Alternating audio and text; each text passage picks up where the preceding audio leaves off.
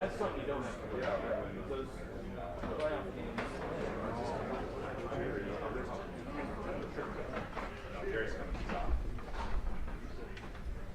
All right, folks.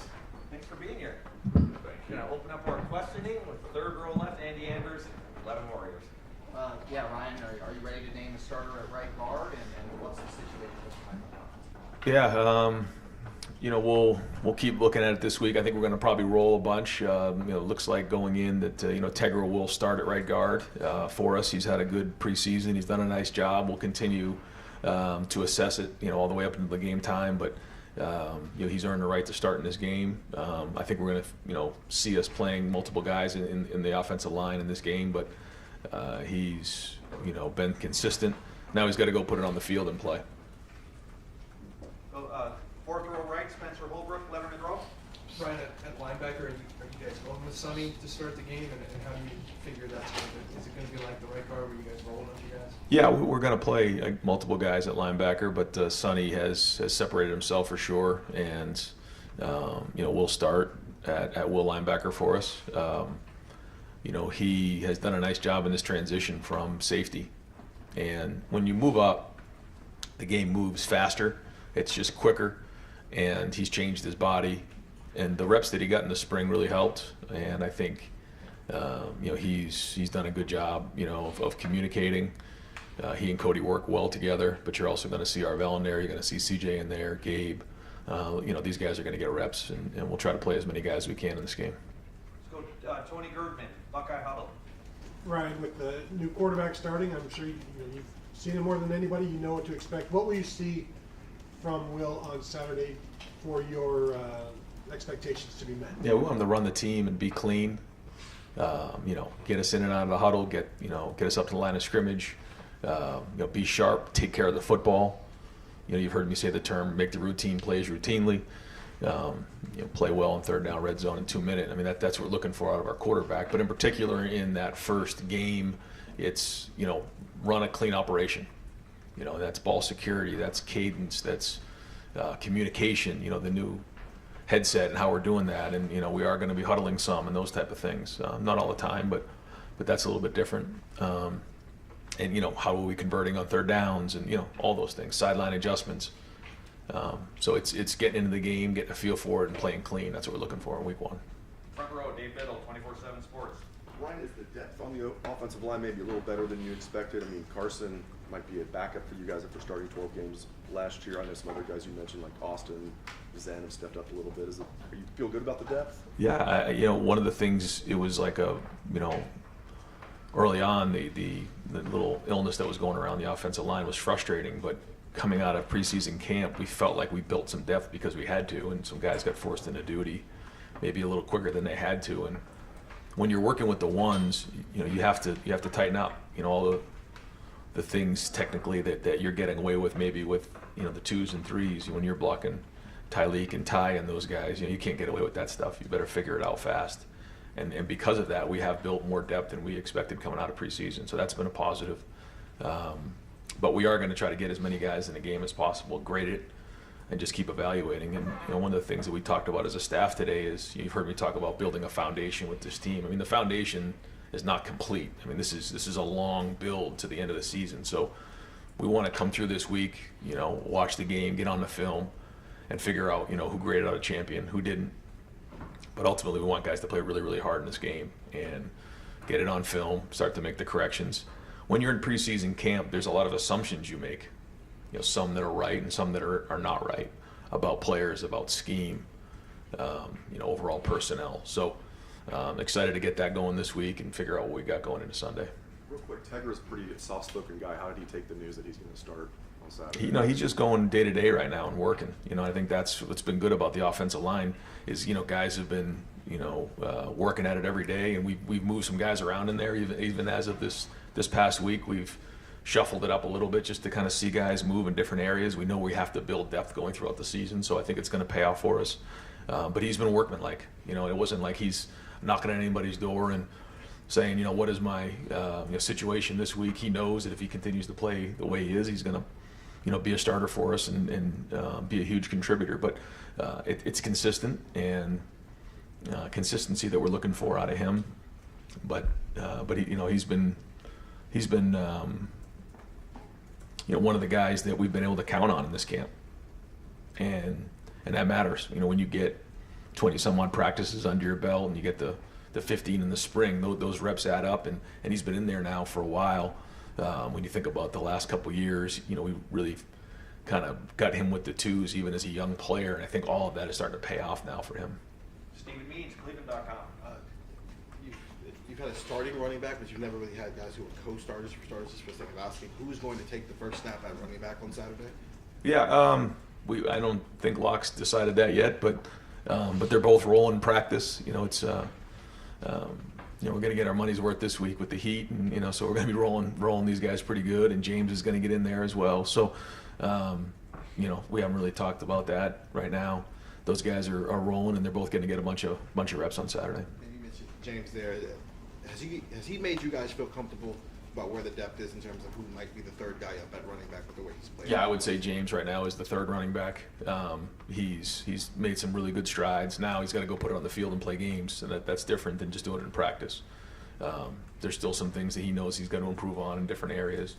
But in a part of that now is getting in the routine of playing a game and being consistent over time. And when you're a freshman, sometimes that can be a challenge. Making sure you're getting your rest, making sure you're taking care of your body, and bringing consistency every week. So that'll be the challenge for him. But he's going to play in a bunch of snaps like a bunch of these guys. Yeah. Far left, Joe Nugent, WCMH. With the iPads now on the sideline this year, what type of impact do you think that'll have? Well, it's the same for both sides. But I think the communication in game will be very, very important in identifying what's gone on in the last series. We did that in the stadium the last 2 Saturdays. We were able to go through and see what it would look like at halftime, what it would look like during the game, up in the booth, on the sideline. And you have an ability to tag certain plays on your side of the ball so that you can all get to it at the same time. Identify what those things are, and then make corrections or identify what scheme things are going on. So I think you're going to see a little bit more in-game adjustments than maybe previously. But other than that, football's still football. That's not changing. Fourth row right, Jeff Gilbert, Press Pros. Coach, in regards to Will and his mental approach, he's in a position of a team of expectations, goals higher than he's probably ever been around. How's he handled that since you named him the starter? How do you expect him to carry that onto the field? Yeah, I expect him to be the same way he's been since he arrived here. We went through the recruiting process there, and he knew what he was getting himself into here at Ohio State. And not to speak for him, but I think there was only maybe a couple places he would have considered other than going to the NFL, and this was it for him. He wanted to be here, and I think a big part of that is he knew what came with it. And he's really embraced that role. He's been in here getting extra film work in this week already. He's put a lot of work in this preseason. So, we ask our quarterbacks to do a lot here, and he's embraced that part of it. So he's got a good look in his eye this week, and I think he wants to get on the field and get started. Third row right, Dylan Davis, Delaware Gazette. Staying with the quarterbacks here, is Devin still firmly in transition back at quarterback right now? He is, yeah. Going into the week, how do you want to kind of split those reps there? How quickly do you want to get on the field? Yeah. Are you playing for that, or just kind of feeling out the game? Yeah, we've talked about that, Chip and I, about, as the season goes on, where do we want to insert him into games? We'll kind of see how the week plays out, but I probably don't see us doing that in terms of the third series or the first play of the second quarter in this game in particular, but it's something that we're considering. Deep center field, Jeremy Birmingham, the podcast. Ryan, I know as a coach you're not going to assume anything, but if other than winning and getting out of this weekend healthy, what makes this season opener a success to you as a coach and this coaching staff when you have put all this work in the offseason? Yeah, it's not easy, but it's simple. You want as many guys to grade out a champion as possible, 80% or more. And you've heard me talk about that before, but sometimes the best answers are the simple ones. guys, you grade it out, either you did your job or you didn't, 80% or higher. And then, that we are the hardest playing team in the country. That's really, I know nothing's going to be perfect. It's a start. But if our identity is going to be the hardest playing team in the country and we're going to be giving unbelievable effort, we have to put that on film. We've got to grade out over 80%. We've got to play really, really hard. And that's what I mentioned to the staff today, and that's what we're going to talk about here in the team meeting at 2:30. And that's what we're going to, really be echoing out through all the week, and then hold them accountable on Saturday. And then come in Sunday, identify what went well, what didn't go well, and continue to bang that drum. Also knowing that we're going to have to enhance, our scheme as the season goes on. I mean, let everyone know that 130 years ago, Akron won 12-6. I have not. Far right now, Kings, WBNS. Well, kind of going off of that, since 2019 this is your first time opening against a non-Power 5 team. You don't have to go on the road against a Big Ten team. You're not playing top 5 Notre Dame. How is that different for you guys to be able to step on the field on Saturday? Not taking anything away from Akron, but knowing, it's not as much of a challenge. Yeah, for us, it's always been about us. You hear me say that a lot, but you have to really focus on the process of it and like what are we doing, and our opponent shouldn't matter. If it does, then we're setting ourselves up for failure. So what is the standard? Again, grade over 80% and be the hardest playing team in the country, and that shouldn't matter who you're playing, because they all matter, they all count, and we're trying to create a standard for ourselves. And whatever team we play, and then we go from there. So like I tell the guys every day in practice, you're not allowed to have a bad day around here. It's just not allowed. So we have to understand that every time we only get 12 opportunities. That's it. Of all the work we put in and all the time and effort we put in, you get 12 opportunities. So let's go play with our hair on fire and run around and hit. Dave Holmes, WSYX. Ryan, we saw the guys wear the Jesus One T-shirts when they moved in. This weekend they had a baptism event. I'm curious, I haven't seen your team this vocal, at least when it comes to faith. What have you seen from them over the weekend, and is that something you feel in the locker room? Well, I think this team is close.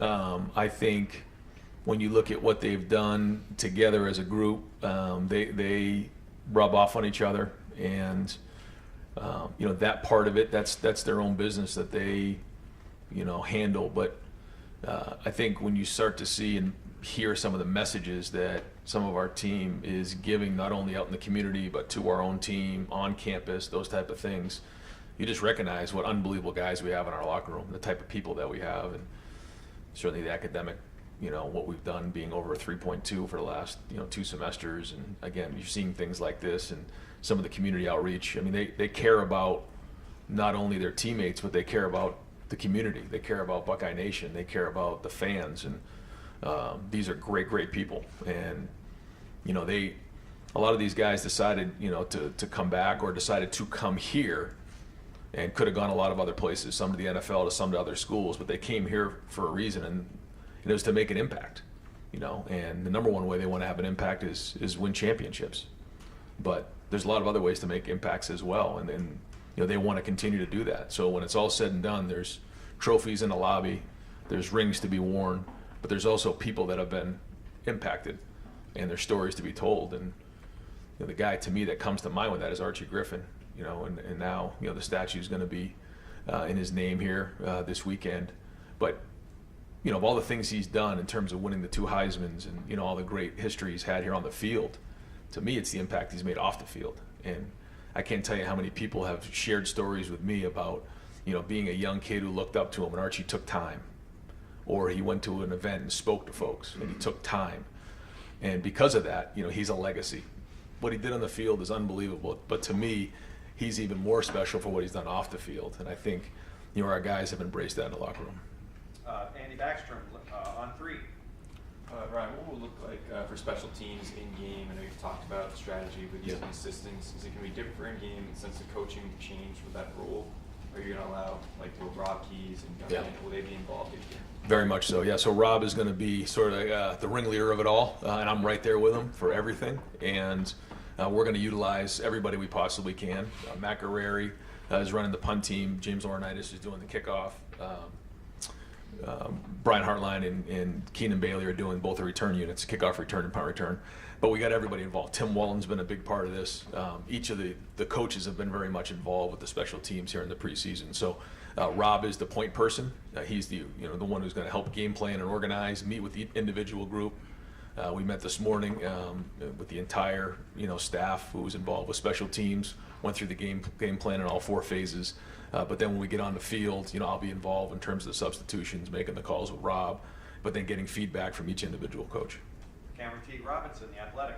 Brian, I know you said you guys had to figure out which running back takes the first snap, but when you have 2 guys like this, is it more so seeing those guys in terms of like figuring out carries? Is it more so figuring out which guys are the best and kind of going with the flow, or you feel like you have a minimum snap count that like each of these guys need to hit? I know you're not going to tell us what that is, but Yeah.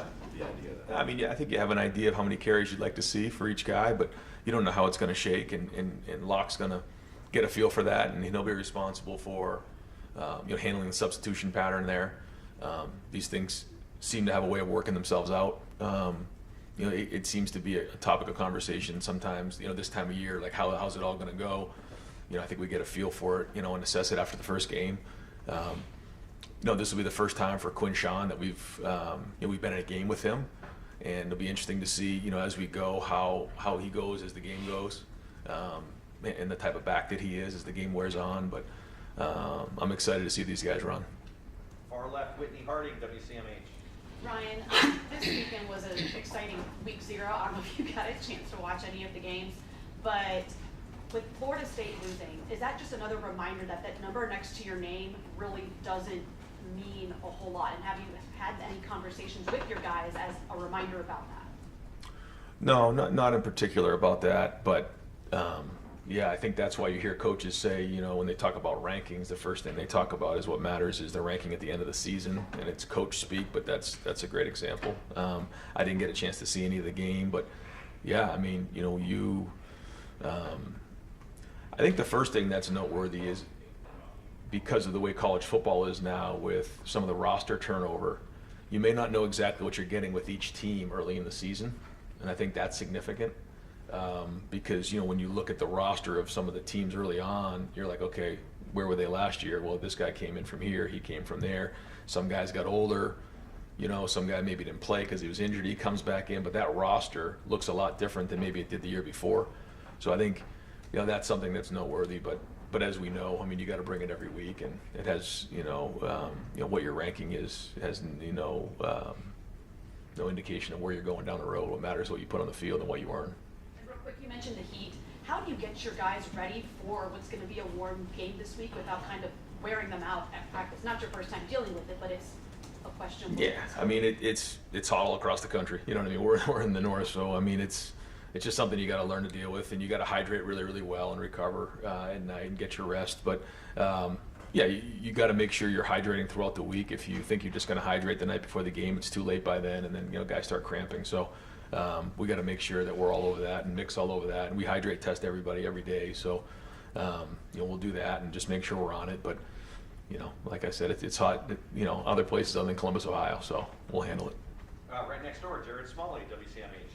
Hi, Ryan. On the subject of roster management, big picture question here. You now have a general manager, and now that you're into the football season, you're relying on him to do things that are new in that role.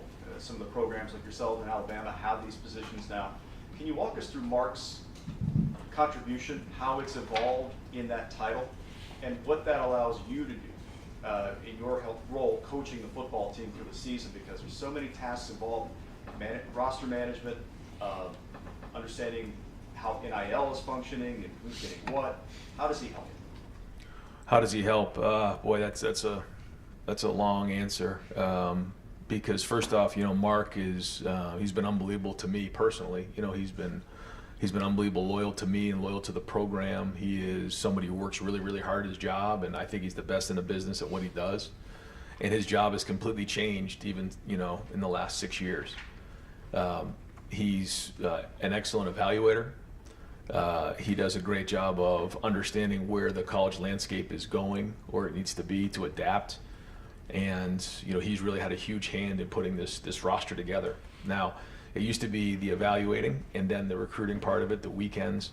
But then when it went to official visits in the spring, that completely changed. Now, we've gone from having a couple people on a visit to now having 15 recruits and their families and you're talking over 100 people for a weekend. it's almost like event management. There's that part of it. Then there's, the NIL piece of it, and his conversations with agents and, some of the folks in the community, and he's had a huge hand in all of that. So he's, his role has increased, and it's become more and more important. And like I said, I think he's the best in the country at what he does. Steve Hellwagon, 24/7 Sports. Yeah, Coach, can you give us a breakdown of like Chip Kelly, up or down, like how that's all going to look, where the coaches will be stationed? And all that? His plan is to be up in the box, and I think for him, being able to get organized up there, he's got the tablet up there, he's got his call sheet up there.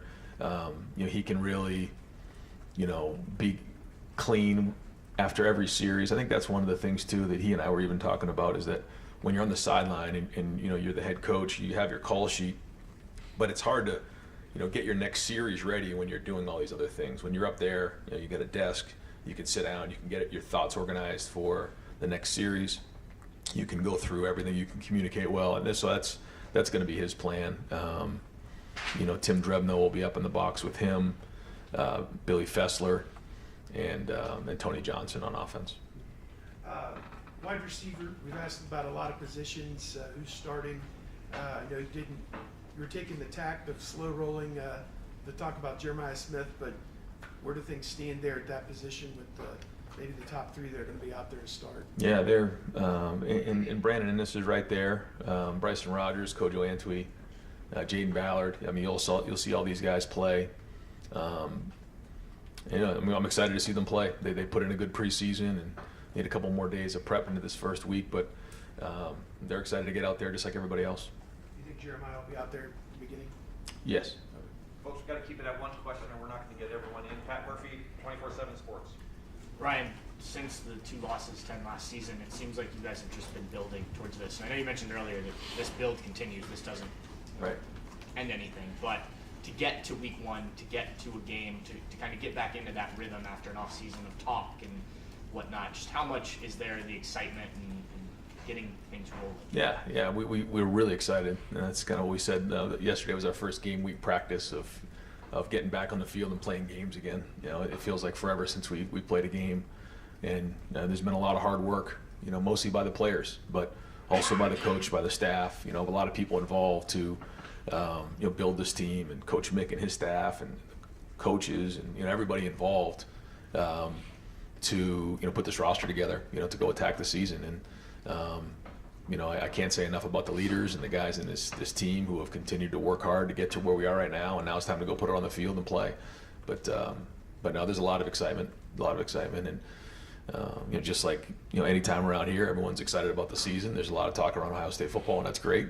But what matters is what we put on the field and what we do on the field. So, like I said, fired up to get on the field and get on the film afterwards and figure out where we're at. Dan Hope, 11 Warriors. Ryan, with Will having a couple weeks going into the season to be the starter, do you feel like the offense is in a better rhythm than maybe it was this time last year? We'll see after the first couple games, but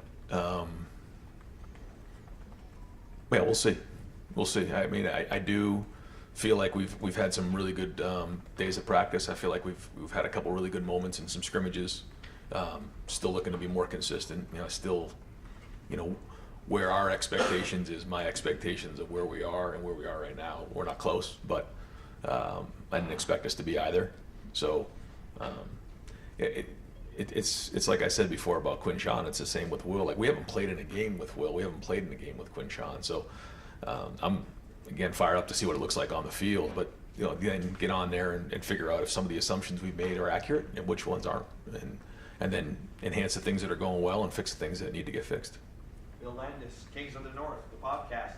Ryan, you and Chip both last week, it was 2 weeks ago, when Will was named the starter, said that the quarterback is the run game coordinator. And I don't know that I've ever heard you put in those terms before. So is there anything different that's on Will's plate in that regard, or just what are you expecting him to handle when you say the quarterback is the run game coordinator? Yeah, I think it's something that, and it's an approach that Chip's always had, where there are multiple places the ball can go, in particular with the way that Chip likes to run it and some of the things that we've done in the past with like Justin Fields, where you're reading an end and you have to make a decision. I'm either giving the ball or I'm pulling the ball. there's an opportunity to throw the ball or hand the ball off, you know, or check the play. So, you know, rarely in this offense do you just take the ball, hand it off, and move on. There are some that take a deep breath, but I think what Chip is getting at, and kind of, you know, the when we say run game coordinator is, you know, the decisions that have to be made. It's not just in the passing game; it's also in the run game, equating numbers, reading players, whether they're linebackers, safeties, or on the line of scrimmage. And Will's handled that pretty well, do you think? He has, yeah, and he needs to be. I mean, he's got to be an expert. He's got to be the best in the country at that, because if he can do that, then, and again, not extraordinary, just routine plays, making them, then we'll have an opportunity to continue to make first downs. We want to have positive runs and get completions, and that's the focus early on as we get going. Dr. Berry, WBNS. Coach, you said that you've seen an edge with this club in practice. How important is that? What do you do as a head coach to enhance that? And do you think these guys are ready to play a game now? Yeah, it goes back to how we practice, and if we're going to play that way, we have to practice that way. And again, this is, you know, age-old commentary, but you know, if we expect to play with an edge, we got to practice with an edge. If we're going to play tough, we got to practice tough. If we're going to, you know, have guys, you know, getting their hands on balls in the back end, then we got to do it in practice. If we're going to have guys finishing down the field, then we got to do that in practice. If we have guys playing, you know, on punt return who are going, you know, 12 seconds on a return rep as hard as they possibly can go, that's got to happen in practice. And so we just continue to create those environments and demand that there's that. Now, for this team, we haven't really had to demand it that hard. I mean, when it's time to go, when you put the ball down, they're going at it hard. But that's our job as coaches to create that environment, because, you know, as the saying goes, you're going to sink back to the level of your training. And so we have to make sure that that happens every day in practice. And, you know, good news is it's been like that in practice, but it's going to continue. Bill Rabinowitz, Columbus Dispatch.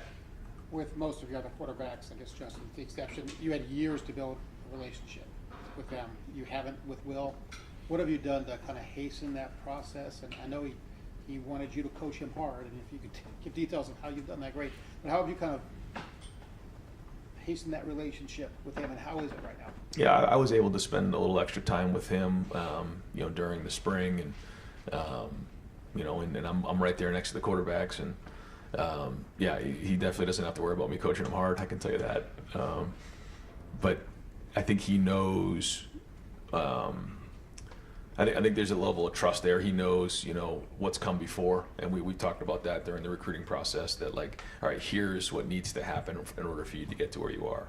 And again, I just see the way he's been in the hallways this week. He's been around it. He's studying it. You know, he wants it.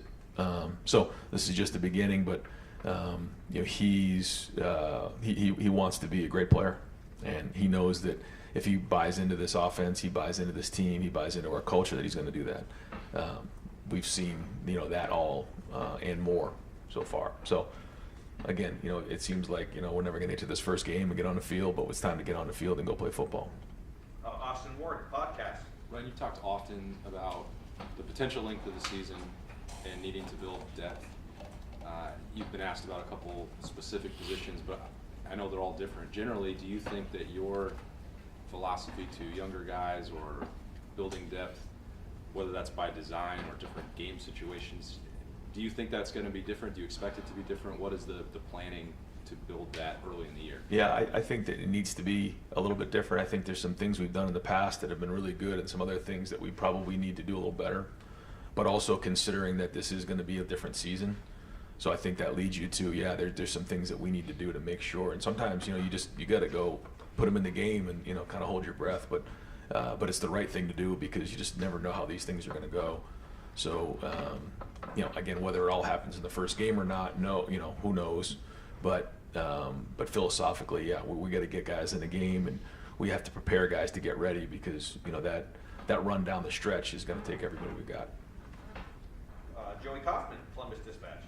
Ryan, now that you've had a full preseason run up to practice with the helmet communications and all that, how has that gone? How do you anticipate it just being a factor, and what have you kind of learned from practicing with it? It's different. Yeah, it is different, and you know, cutting it off at 15 is significant. You know, making sure that we have a plan for if it goes out, which can happen. at times. You know, when we were in the NFL, I remember that would happen sometimes. You've probably seen in some of the games where it goes out for 30 seconds and that can get you out of whack fast. So just those type of communications. But I think it's allowed Chip to communicate in particular situations really well with the quarterback. You know, what's it down the distance? You know, what can we expect here? Those type of things. And then getting feedback from the quarterbacks on, you know, what is too much information. It's been good, but, you know, the day-to-day has mostly been just, you know, in practice, the two that we've had were mock scrimmages. We turned it off at 15 to really get a feel for that. So, you know, we'll get the call in early and get them lined up and go from there. To clarify, will Chip solely be the one talking to Will, or will you be able to talk to So him? I have it on me, which we did the other day, and I just realized that. I said, well, I don't know if that's good or bad for you, but so I do have the ability to get on there and talk to him, but I'm mostly going to let Chip do that. And final questions, Tim May podcast. Thanks, Jerry. Three-parter. Number one, will you watch the Connor Stallions piece tonight on Netflix? Number two, what is your favorite moniker going into this year? Is it Hair on Fire or is it Leave No Doubt, which you said in Indianapolis, which was kind of stirring, you know, to a certain extent? Mm-hmm. And then number three, what do you want most? Now, I'm asking another number three. A lot's being made of the $20 million mark that Ross threw out there and stuff nationally about this roster, but you had a lot of guys come back, et cetera. And just what's your take on that kind of like hanging over this team as it heads into the year? Yeah, so no. What was the second question? What's your favorite moniker? Hair on Fire? Yeah, I like Leave No Doubt? Yeah, Leave No Doubt is something that when you again look back at kind of where we've been and, you know, coming up a drive short, a play short, and you know, you can't leave it to one drive. You can't leave it to one play. You just can't. You have to leave no doubt.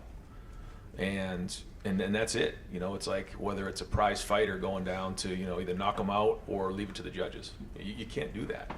And so, I mean, that's been something that we've talked a lot about. Mick has hammered it in the off season. We still, you know, break down some of our meetings that way. We have to do that. So, I mean, that's probably the one this year that, you know, we've grabbed onto the most. And then, you know, our team, you know, every year the expectations are high. We've talked about this for years, and you know, there's been a lot of teams, a lot of talent, a lot of great teams here. So that's nothing new. And so our focus, and this team has done an unbelievable job of just putting one day in front of the other and going to work. And that's, you know, about to start here. So, you know, I think our guys have had a good preseason. I think they're focused. I think they know what's important right now, and that's what we're going to do. We're just going to focus on trying to play the best game we can on Saturday and build from there. And that's all we can do. You know what I'm talking about the $20 million thing is some people, best roster money can buy type thing and stuff. Does that bother you that that's out there? Well, I think, you know, sometimes, you know, things are said, but when you look at our guys, you know, they're here because they want to be Buckeyes. You know, they're here because they want to win championships. They're here because of each other, you know, and to see, you know, what they did the other day on campus, to see the impact they're making on people, like, you know, they understand what it means to be a Buckeye. They understand what it means to win a championship here, and that's the most important thing to me. You know, the other part, you know, there's a lot of changes in college football, and we're going to do everything we can to adapt and make sure that we're doing our part. But there's been a lot of hard work to put this roster together, and that's great. That's what we're supposed to do. We're doing our job. But to me, it's about these players, and that's the number one thing for me. And that's what allows me to put 2 feet on the ground every day, is envisioning, you know, these guys and these players, you know, hosting trophies and winning championships. And I think it's the same way with our entire staff. Great. Coach, thank you very much.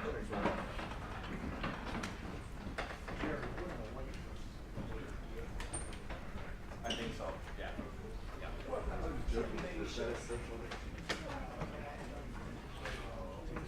All right, folks, we're going to jump right into the press conference with Coach Jim Knowles. We'll open it up. Tim May podcast.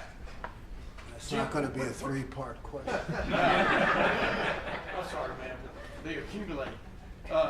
What's got you most excited about this defense as you get ready to embark on this season from the standpoint?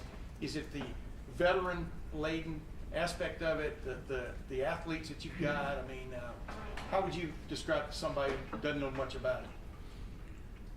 You know, I would say the ability to play fast, because when you know what to do, you know, it allows you to play faster. On-field adjustments, you know, that they can make because they understand the defense. But really, you just want to see guys playing fast because they know what to do. That's critical. Right behind him, Stephen Kreisnik, Cleveland.com. Last week, Cody Simon was talking about what it meant to him to get the block out and said that it had been a goal for him for a while. Could you tell pretty early on and getting to know him that he was a guy that had the opportunity to mean more for this team than necessarily X's and O's?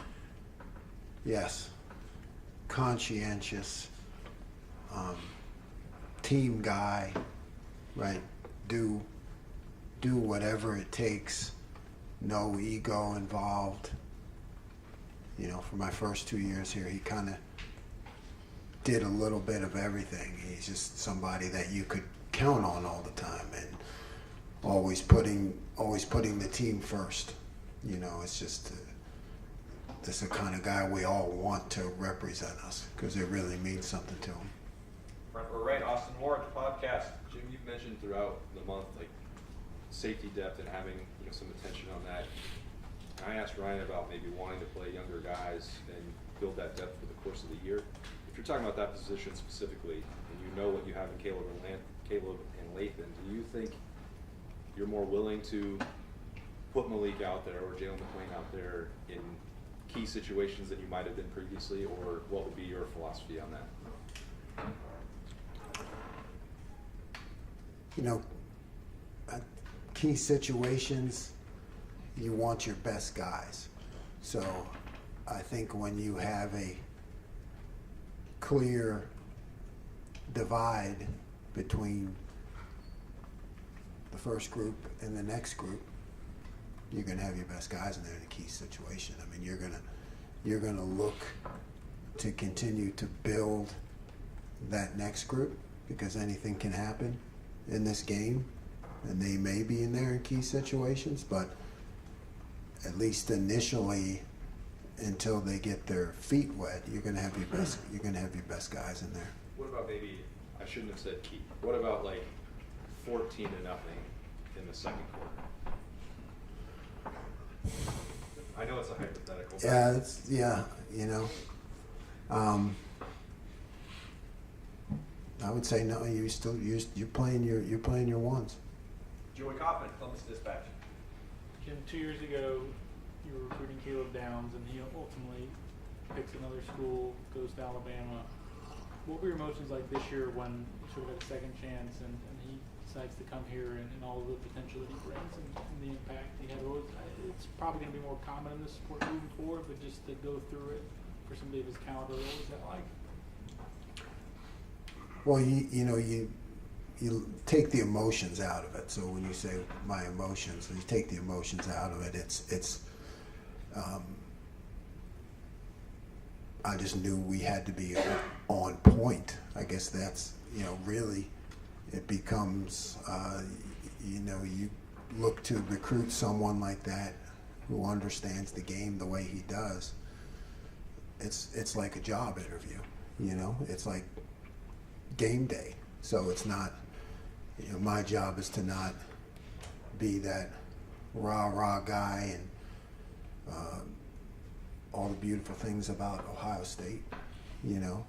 My job is to explain the defense in detail so that he understands that I'm going to be able to coach him and make him better, on the field and with the scheme. So it's a lot more analytical, The Rubinowitz, Columbus Dispatch. Jim, Ohio State's traditionally played a marquee non-conference opponent. Notre Dame, obviously, the last couple of years. You don't have that this year. Is there any kind of concern that you might not be challenged the way that you would need to be challenged before you get in the meat of the schedule? I mean, how do you kind of feel about and you don't overlook any opponent, I get that. But we also are realists. How do you kind of approach it? You know, I approach it the same. You're right. That's not something that falls under my bailiwick.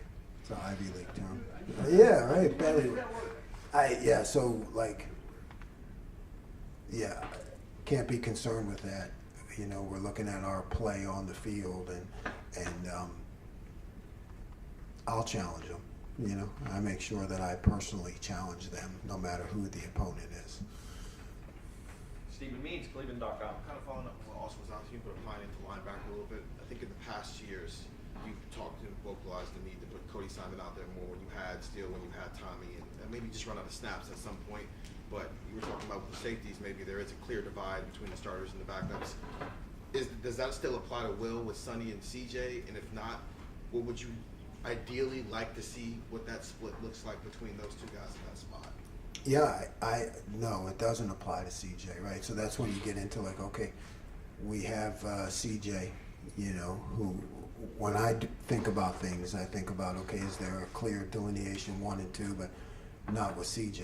I mean, just like Cody was, I consider CJ a 1. So, you know, you could see the combination there. You know, you could see Sonny playing Mike and CJ playing Will and Cody taking a rest, you know, or you could see CJ at Will and Sonny taking a rest. So I think all 3 of those guys are considered 1s and should play equally. You said Sonny at defensive, and I'm not saying this happens on Saturday, but like, has he shown you he can handle that? Oh yes, oh yes. Sonny is extremely coachable, and he's one of those guys you can tell things to one time and he gets it. So we have some versatility there. Tony Girdman, Buckeye Huddle. You mentioned recruiting Caleb was like a game day. Were you an aggressive play caller that day? Was it bend but don't break? No, yeah, we packed up the laptop. You know, very. I really likened it to when I interviewed at Oklahoma State, and I think Coach Gundy brought in 10 guys. You know, brought you into a room, grilled you for 3 hours, didn't see the campus, shut the laptop, left. Find out whether you get the job or not. That's what it was like, Caleb. Pack up your laptop, head to Georgia, get in the house, 3 hours on the tape, pack up the laptop, and hope you did a good job. Right next door, Pat Murphy, 24/7 Sports. I asked Ryan about just kind of the excitement coming off of the way last season ended. Your defense obviously played well to end that season, but they've talked about how they felt like there were stops they could have made in those final 2 games. How much do you sense the opportunity that they feel to go out and kind of reestablish themselves as that dominant group once again? Yeah, they get it. I mean, you have to prove yourself every week. And yeah, there were, okay, maybe statistically we played okay, but we didn't win every game, you know, and you know, they are determined that if we have to win the game 3-0, you know, could have won the bowl game 3-0. I mean, that's on those guys, and they get it. You know, every week you go out there is like you're delivering your thesis. You know, you have to prove yourself on that day, and I think they understand that challenge, and they want the fans, the media, the rest of the team to be able to know when they go on the field that they can be counted on, no matter what the situation, no matter what the score. Dan Holt, 11 Warriors. Jim, Cody was saying last week that you guys think offenses are going to try to do some tricky stuff with the helmet communications. So how do you guys kind of prepare for the fact that offenses may get into formations late? Mm-hmm. You know, I think you when you teach now,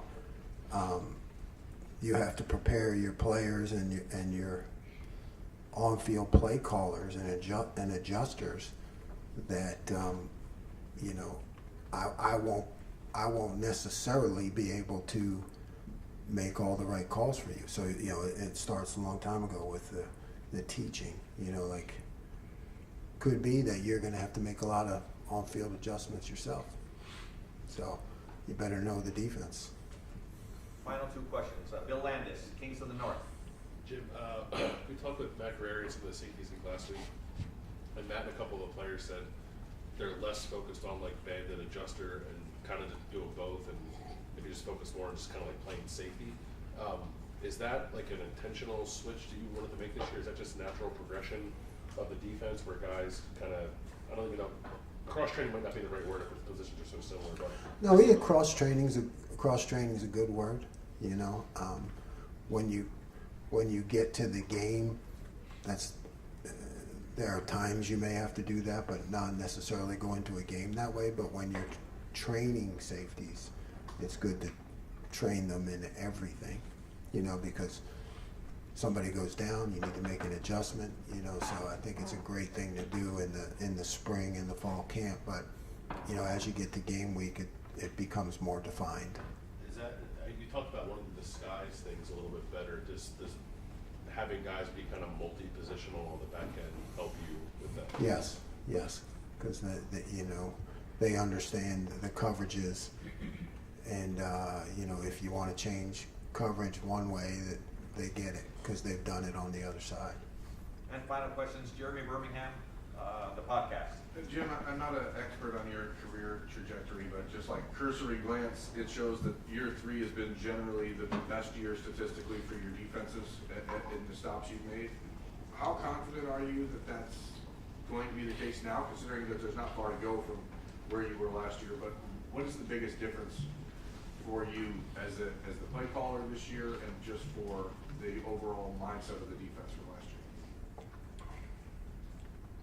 You know, you always take the tools that you work with, and it's the job of the coaches to get the best out of what you have. Now, you know, maybe that year 3 is because, yeah, you get the guys who a couple years in the system, and now you're working with veterans, you know. So here at Ohio State, we're working with veterans who are also extremely talented. So, you know, you have to expect the best and chase perfection. It's just what we got to do. Coach, thank you very much. Thanks, Jim. Folks, I'm going to turn it over to Mike and Will Howard. I've got a 1 p.m. So when we're done with interviewing Will around 1 o'clock, need everybody to just move out to the lobby if you're going to write. I don't want you writing in here. I don't want you writing on the field. You can do your podcast on the field, but let's head to the lobby to write. Mike? Will?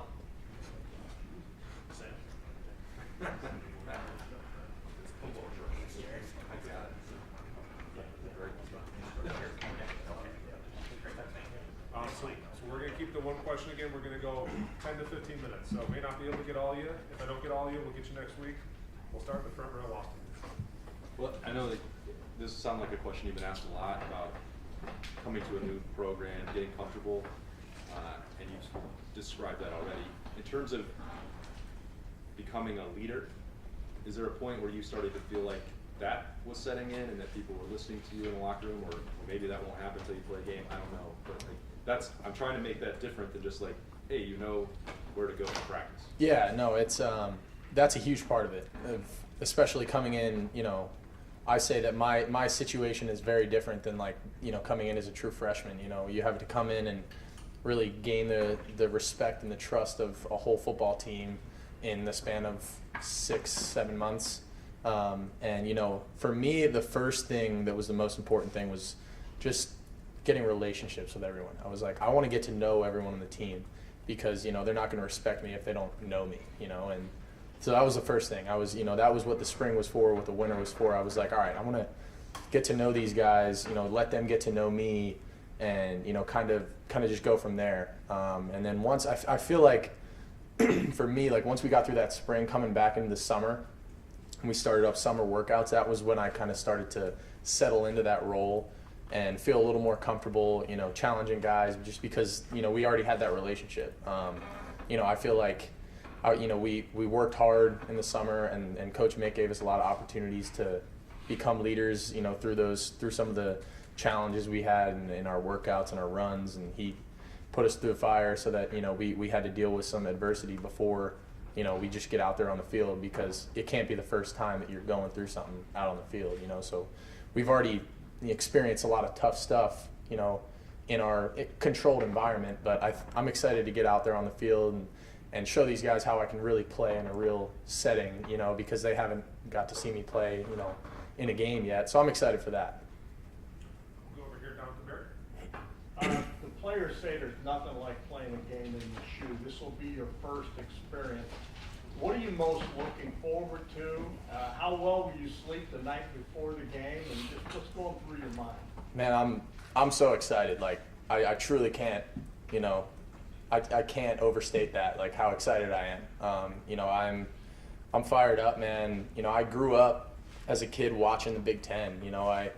I played in a lot of places now, at this point in my career. I've played in front of hundreds of thousands, but the shoe and the atmosphere here, it's different, man. And the traditions, I'm really excited just to experience all of it. We've walked through like what's it going to be like on a game day, but just getting out there and doing it for the first time. And I think the thing I'm most excited for is running out and in front of 110,000 at the shoe, and just taking that in, because I only get so many opportunities here. I want to make sure I soak it in before we go out there and get to business, strap it up and play. We'll go over to the left, Whitney Harding. Hey, Will. I asked Ryan this question as well. Exciting week 0. Every coach and player will always say you don't look ahead. Was the Florida State loss, is that just a reminder of that mindset? I don't know if you saw the game, but I did. is that just a reminder, yeah, you've got to stay locked in on each game? 100%. I mean, I think that shows you that, especially conference games, I mean, anything can happen. And you can't overlook anyone, just because, Georgia Tech was a lower seed and, wasn't really ranked. I mean, you can say that, for really anything, but I think it just really emphasizes the fact that, you can't overlook anyone, and the most important thing is what's right in front of you. And for us, we know that we got a lot of matchup games down the road and a lot of really important games and some tough teams to play. But the most important thing for us right now is Akron, and it's because it's the next thing. We'll go right here in the front, over middle. Just this year, does it feel like a whirlwind to you that a year ago you were playing for Kansas State and now you're here? I mean, have you been able to process all this? Yeah, it is. It is a little weird, It's kind of stepping back and thinking about like, oh, I'm going to be playing college football, but not at K-State. It was kind of weird at first when I had to kind of put that in my brain, but I've mentally prepared myself for this, for a while, and I kind of knew that last year was probably going to be my last year there, so I knew that whatever I was going to be doing was going to be a new step, and I mean this step that I've taken has just been a blessing in every single way. I feel like just the opportunity and the challenges that I've had to go through already here, have really made me better, as a player. I feel like a different player than I did even last year. So I'm just excited because it's a new opportunity, it's a new challenge, and it's kind of lit a new spark in me, and I don't want to say I was complacent last year, or in my time at K-State, because I wasn't, but it lit a new spark, and there's something special about this team and about this year, and I'm excited, man. It's gonna be fun. Go over here to the right, Adam King. Kind of 2 parts here. One, yeah. What was your reaction when Ryan told you were the starter? And 2, in your mind, what does it mean to be the starting quarterback at Ohio State? What comes with that? What is that role? Obviously, when he told us, I was very excited. It's an honor, it's a privilege, and I don't take it lightly. And there's a lot of really, really good players in that room, and to be named the starter in a group like we have is an honor, and it truly is special to me.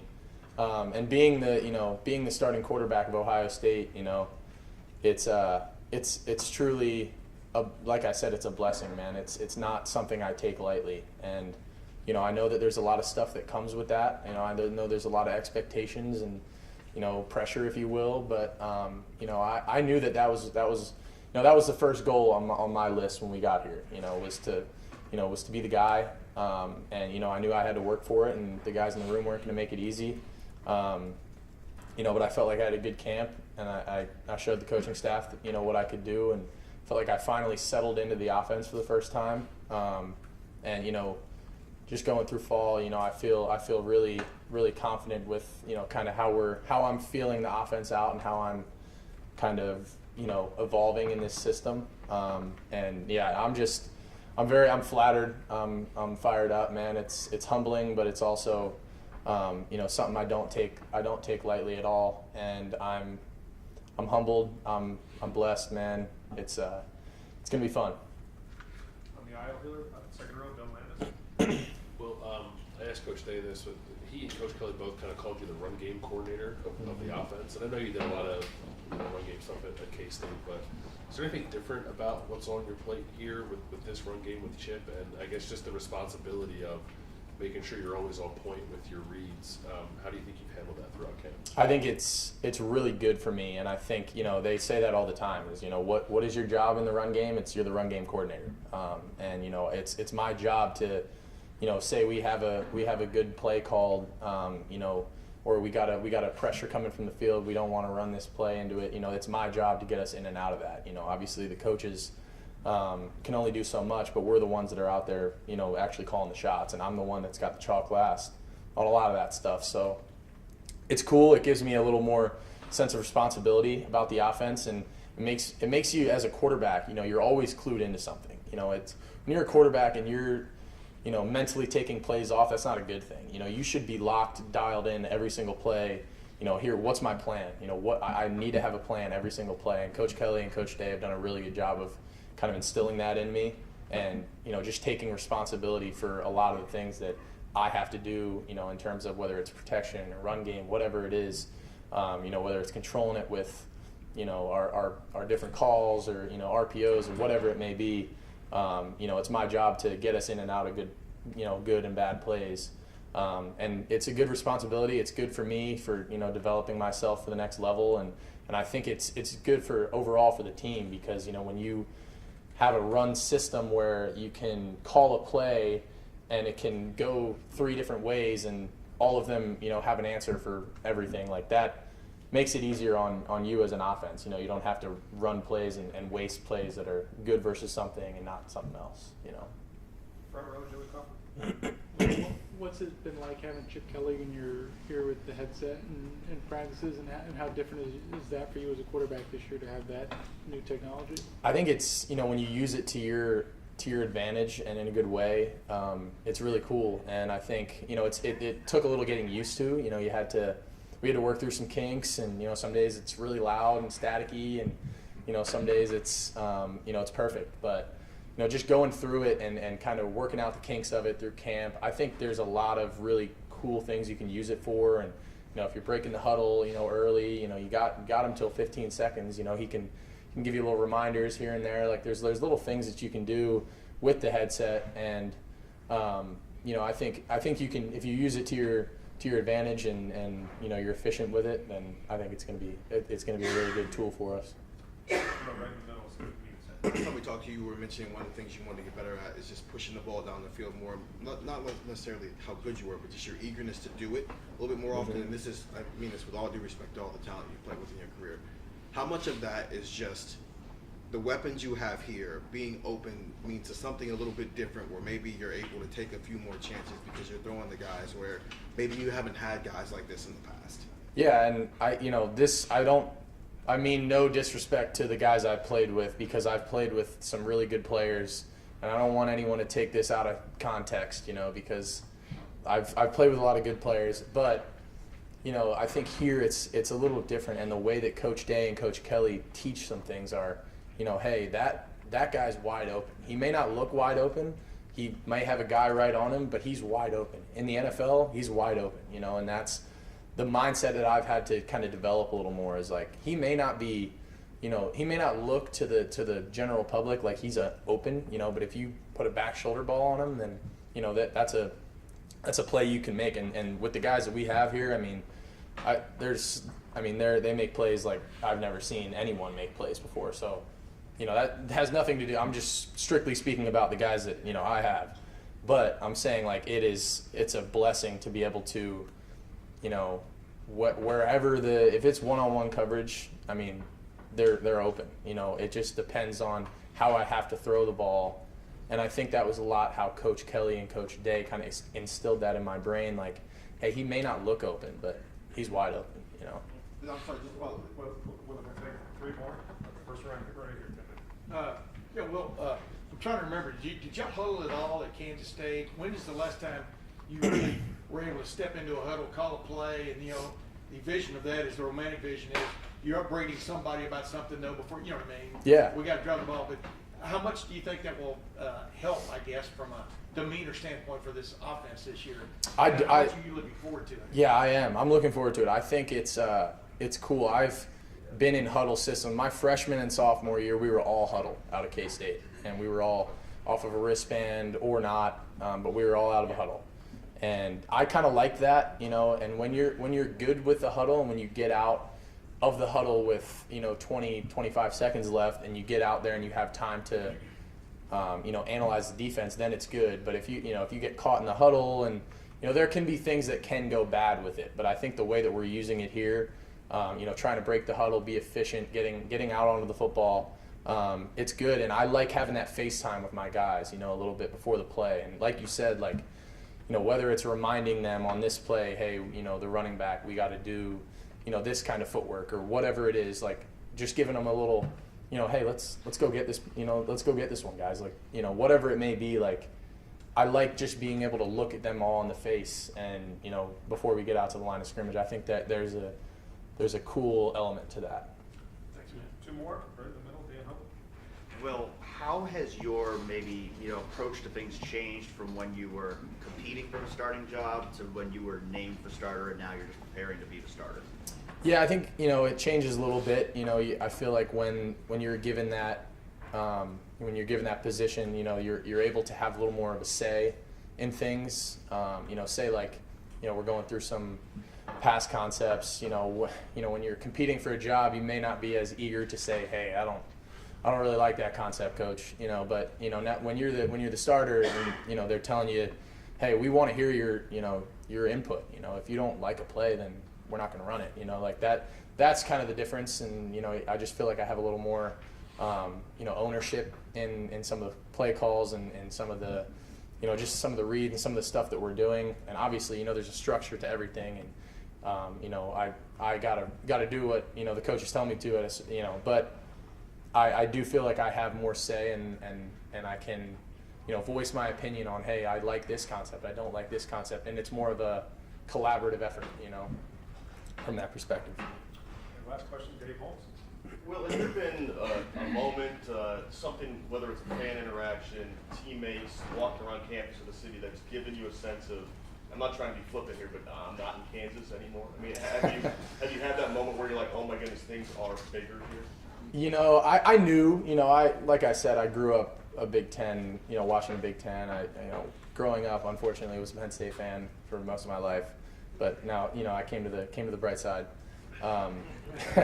But I'd say that spring game, man. When I went out there for the spring game and there was 82,000 people, I was like, at K-State we didn't even have a spring game. You know, like they used to do spring games and they would, you know, they'd pack it out, but I mean 82,000 at, you know, at a, if you will, glorified scrimmage is pretty crazy, you know. And everyone just kept asking me like, oh, what was your guys' spring game like? And I was like, we had a practice 15. We didn't have a, you know, a spring game. So, you know, it's a little different, but, you know, everything, it's cool, man. You know, the market is huge here. You know, in Manhattan, it was really cool because it was a small college town and everyone was so bought in. But here it's like, it's a big city, but you still feel that like everyone in the city, like, just huge Buckeyes fans. And feeling that in a big city is really cool. It's like, dang, like, you know, it's not just a small town kind of thing. It's like you know, everyone in this city is really like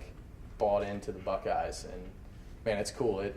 It's unlike anything else, really. I will. Thank you, buddy. All right. Hey, thank you guys. Go Bucks.